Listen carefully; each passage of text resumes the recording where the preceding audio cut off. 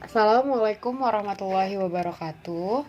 Apa kabar semuanya? Semoga sehat walafiat ya. Hari ini kita akan mempelajari tentang organ peredaran darah. Kita akan mempelajari tentang jantung, pembuluh darah, mekanisme peredaran darah, kemudian ada tekanan darah, serta kelainan dan penyakit yang ada pada sistem peredaran darah. Yang pertama, kita akan mempelajari tentang jantung. Apa sih jantung itu?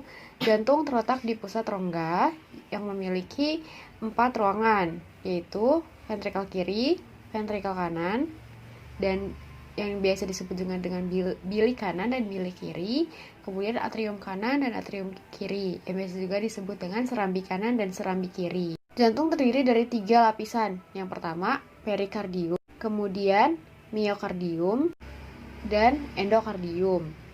Miokardium, perikardium, dan endokardium ini memiliki fungsinya masing-masing. Perikardium merupakan selaput pembungkus jantung.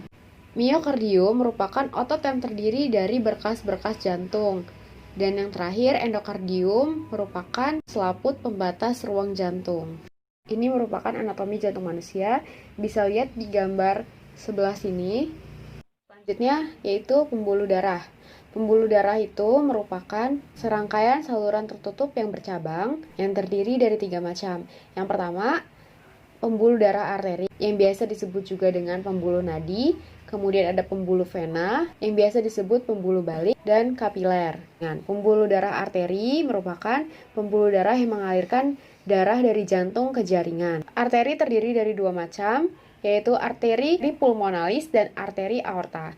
Arteri pulmonalis fungsinya membawa darah yang kaya oksigen dari jantung menuju paru-paru, sedangkan arteri aorta adalah pembuluh darah yang membawa darah yang kaya oksigen atau O2 dari jantung ke seluruh tubuh.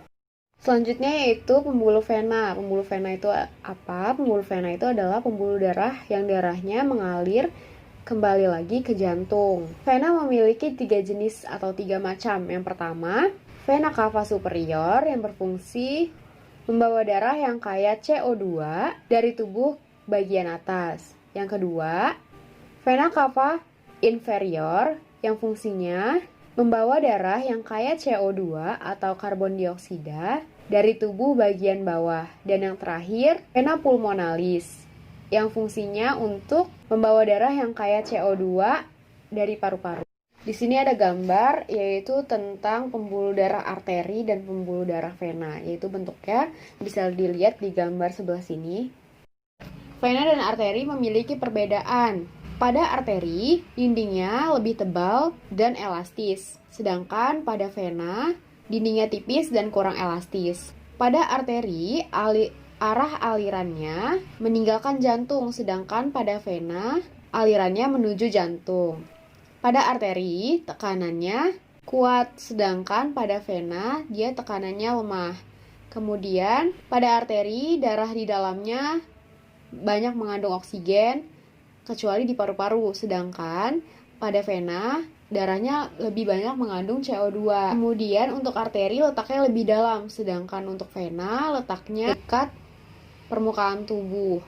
Selanjutnya, kita masuk ke sistem peredaran darah. Yang pertama ada sistem peredaran darah kecil, yang biasa disebut dengan pulmonalis, yaitu sistem peredaran darah yang dimulai dari jantung, menuju ke paru-paru, dan kembali lagi ke jantung.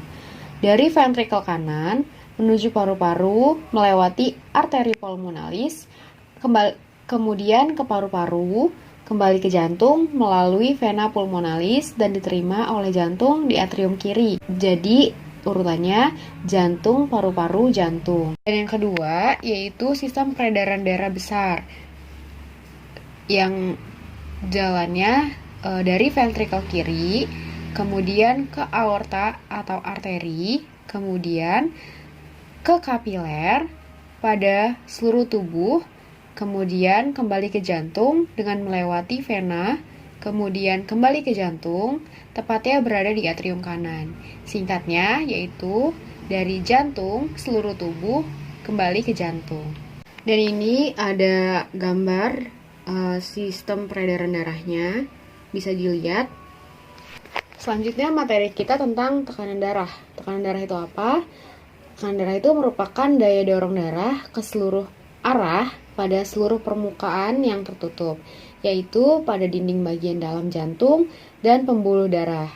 Kemudian, pembuluh darah terdiri dari tekanan sistol dan tekanan diastol. Tekanan sistol ini merupakan angka yang menunjukkan tekanan darah ketika jantung berkontraksi untuk memompa darah ke arteri dan nadi. Sedangkan tekanan diastol merupakan angka yang menunjukkan tekanan darah ketika jantung relaksasi atau tekanan darah balik dari arteri dan nadi kembali ke jantung. Tekanan darah orang normal biasanya yaitu 120 mmHg sistol dan 80 mmHg diastol. Kemudian kita akan mempelajari tentang kelainan dan penyakit pada sistem peredaran darah. Banyak sekali penyakit yang disebabkan oleh darah atau dalam sistem peredaran darah itu sendiri. Biasanya yang kita tahu yaitu anemia, kemudian leukemia. Itu yang lebih banyak orang tahu. Kemudian penyakit jantung. Nah, selain itu ada juga hemofilia, thalassemia, anemia tadi atau penyakit kekurangan darah, kemudian leukemia atau kanker darah, kemudian ada jantung koroner, selanjutnya ada hipertensi dan ada hipotensi juga.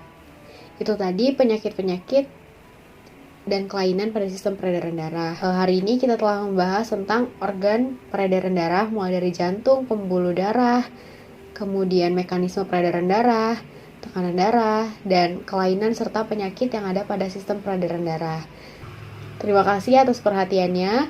Wassalamualaikum warahmatullahi wabarakatuh.